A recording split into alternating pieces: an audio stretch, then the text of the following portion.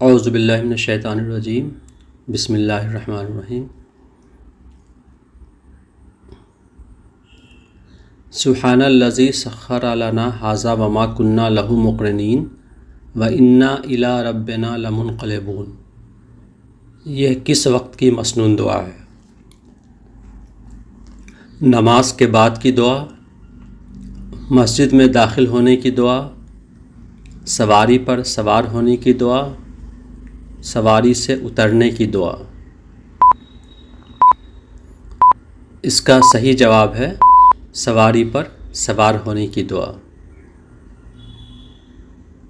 ابھی جو اوپر قرآن پاک کی دو آیتیں پڑھی گئی ہیں اس کا ترجمہ ہے: پاک ہے وہ ذات جس نے اس کو ہمارے تابع کر دیا، حالانکہ ہم اس سے قابو میں نہیں لا سکتے تھے اور ہم اپنے پروردگار کی طرف لوٹ کر جانے والے ہیں۔ اگلا سوال ہے: اللہ کے رسول صلی اللہ علیہ وسلم نے کس کے لیے فرمایا اسے بند نہ کرنا ورنہ اللہ اپنا خزانہ بند کر دے گا؟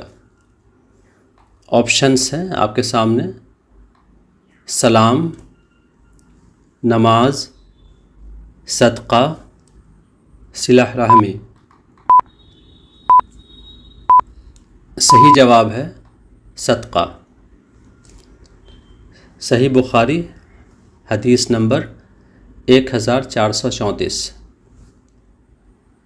اگلا سوال ہے: قرآن پاک کے مطابق اگر کوئی شخص نیکی کرے تو اسے اس جیسی کتنی نیکیوں کا ثواب ملتا ہے؟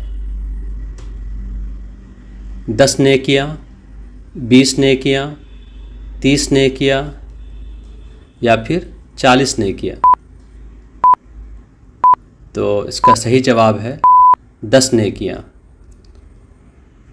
سورۃ الانعام میں آیت نمبر 160 میں اللہ تعالیٰ فرماتے ہیں، جس کا ترجمہ ہے: جو ایک نیکی لائے تو اس کے لیے اس جیسی 10 نیکیاں ہیں، اور جو کوئی برائی لائے تو اسے صرف اتنا ہی بدلہ دیا جائے گا اور ان پر ظلم نہیں کیا جائے گا۔ اللہ اکبر۔ لا بأس طہور انشاءاللہ، یعنی فکر کی کوئی بات نہیں، انشاءاللہ یہ مرض گناہوں سے پاک کرنے والا ہوگا۔ یہ کس وقت کی مسنون دعا ہے؟ سفر سے واپسی کی دعا، سفر پر جانے کی دعا، نماز کے بعد کی دعا یا پھر مریض کی عیادت کے وقت کی دعا؟ تو اس کا صحیح جواب ہے مریض کی عیادت کے وقت کی دعا۔ صحیح بخاری حدیث نمبر 5662۔ اور اس ویڈیو کا آخری کوشچن ہے: جب اللہ کسی بندہ کو ہلاک کرنا چاہتے ہیں تو اس کے ساتھ کیا کرتے ہیں؟ تو اس کے بھی 4 آپشنس ہیں۔ پہلا ہے اس کے دل پر مہر لگا دی جاتی ہے، اس کے کاموں سے برکت ختم ہو جاتی ہے، اس کے دلوں کو شہوتوں سے بھر دیا جاتا ہے، یا پھر اس کے اندر سے شرم و حیا نکال دی جاتی ہے۔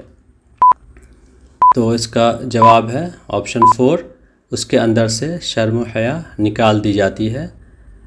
سنن ابن ماجہ حدیث نمبر 4054، ایک لمبی حدیث ہے، اس کا ایک چھوٹا سا حصہ۔ امید ہے کہ بہت جلد آپ لوگوں سے پھر اگلے ویڈیو کے ساتھ ملاقات ہوگی۔